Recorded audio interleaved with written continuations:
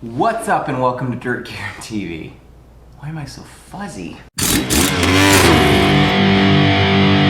So I told you in the last episode that we were going to be continuing our Mega Squirt build.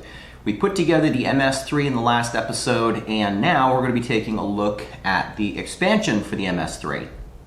Okay, so this is all pretty straightforward. We're really just connecting the card to the main board, but because we are going to be using this to control the VVT solenoid, I do have to run a jumper wire to the main board.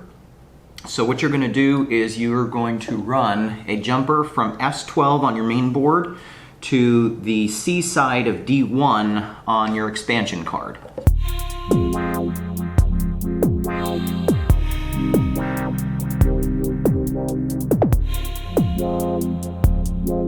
And this is what your setup should look like. So you've got our jumper wire in there.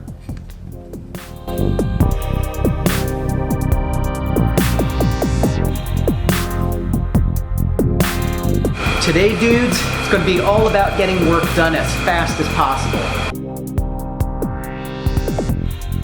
Okay, so here's where we're at with this thing. I've got all of this nasty factory wiring, opened all of this up. I've got to start to sort through all of that, organize it, figure out what I'm keeping, figure out what I'm not. This is the engine harness. It goes on the engine. This is a battery cable. It goes on a battery. Oh man, I can't wait to get this engine into place and all this wiring done and finished because I'm really into it.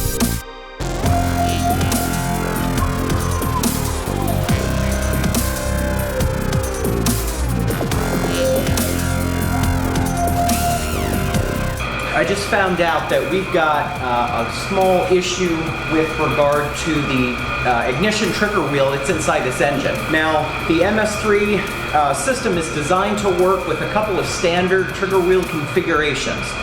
This, of course, would not be any of those standard configurations. It's just par for course with this engine.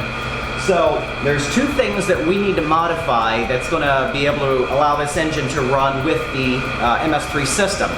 Number one, I need to put some kind of a different trigger wheel system on the engine. Ideally, I would do that internally if there's a way to remove the trigger wheel and replace it. The other option would be to fit an external ignition wheel on my pulley here and just use that external wheel, which I have a feeling is probably the route that we're going to have to go. The other modification we need to make is we need to change the cam trigger ignition. There's 3 points on the cam, so I'm going to have to remove 2 of those teeths to use just a single ignition point for the camshaft.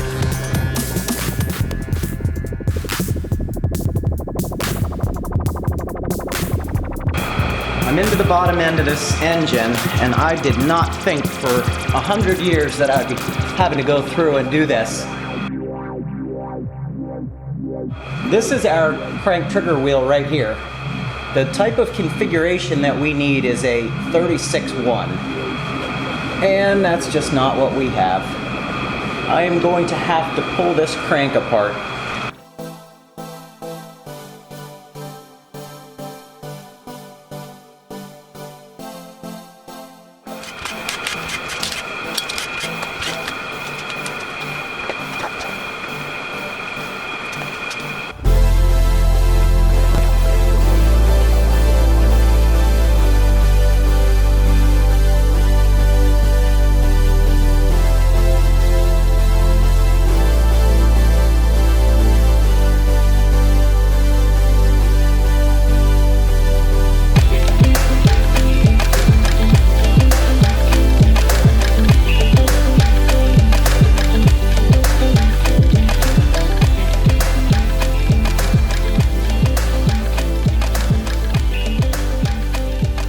Okay, so here's where we're at. Exhaust complete. Wiring kind of complete. So I think we're ready for a test fire.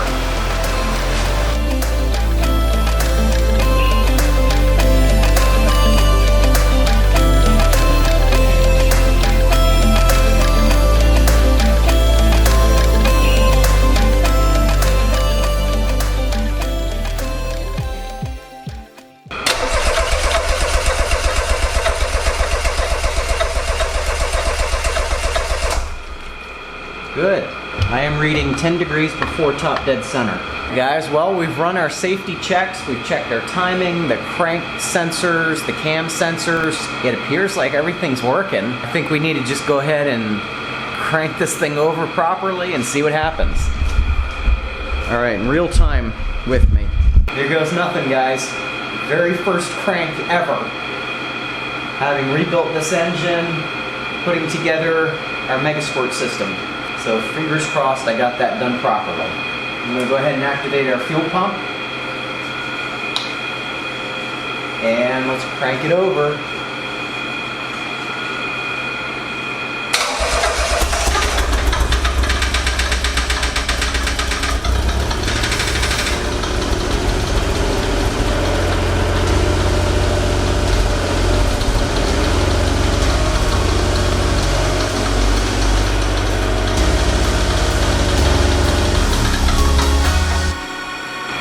Holy crap, it runs.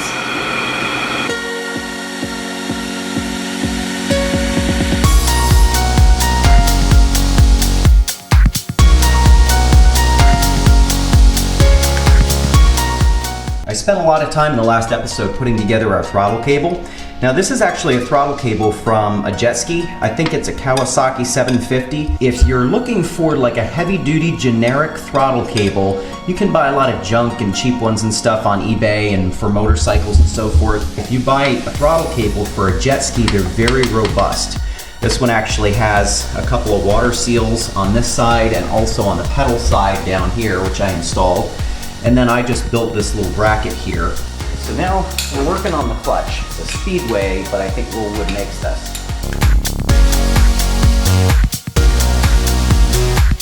Really pleased with this Speedway hydraulic clutch system. Continues to function as well as it does today, and this thing is a hit for $100. Seriously, how can you beat that? I don't need a huge air intake or a huge air filter for this application. Whoa. So, yeah, this is perfect. This is the size of the intake for this, and there's a lot of junk still in here.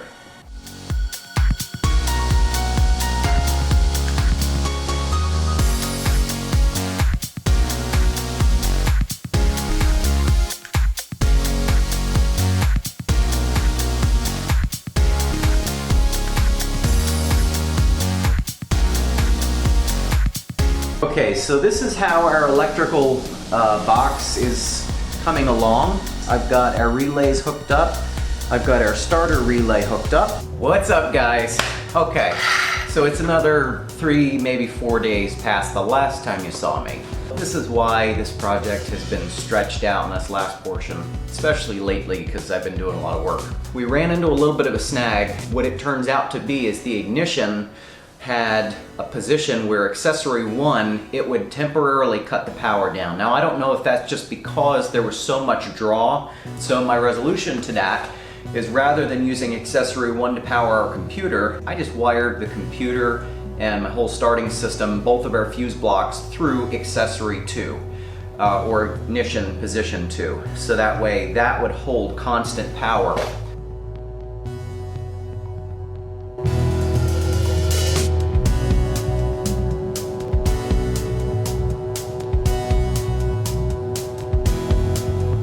Forgive me if I look a little tired. I've been at this all day. Started at probably 9:45 this morning. It's now 12:58 a.m.